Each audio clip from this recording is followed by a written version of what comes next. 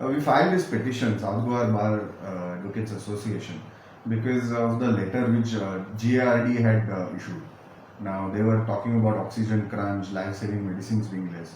So initially the petition was moved on 6th of May, where certain directions were given and orders were made for the government to file their affidavits. Now those were filed and some were made available yesterday, but could not be done in time, so this matter spilled on to today. So today, while the matter was going on, the Dean of Goa Medical College, the Health Secretary, and all were called upon by the court to remain present through virtual conference and address the court on the issues. Basically, the court was trying to find out where exactly the whole problem is as far as oxygen supply is concerned. So when the dean was asked about it, that what is his exact requirement to stop basically these deaths that are happening because of lack of oxygen supply, he gave an estimate of about 80 trolleys that would be required, whereas the current supply is less than that of 50. So that is basically where it is.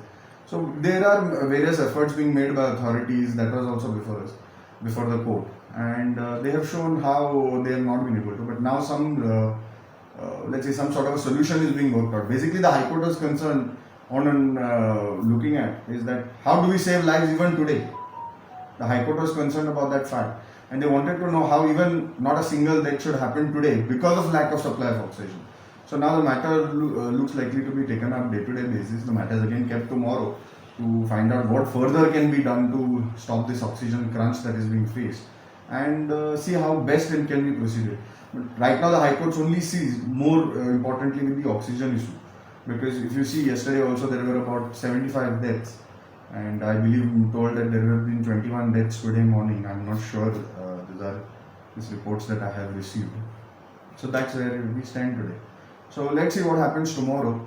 As of today, some arrangements have been made, and the oxygen suppliers and all who will remain present today, and they also through their lawyers spoke about how much they can supply and how much of oxygen they can make available.